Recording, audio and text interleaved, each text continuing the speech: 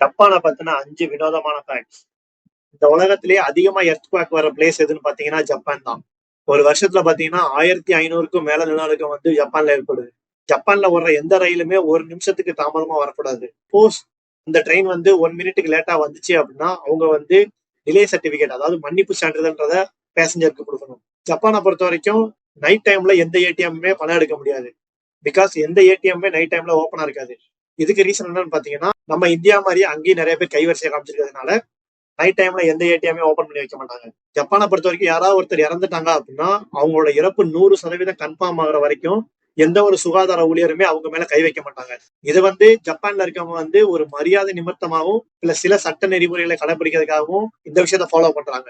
ஜப்பானை பொறுத்த வரைக்கும் எந்த ஒரு பொது இடத்துலயுமே நம்ம சத்தம் போட்டு பேசுறத வந்து ஒரு தவறா கருதுறாங்க.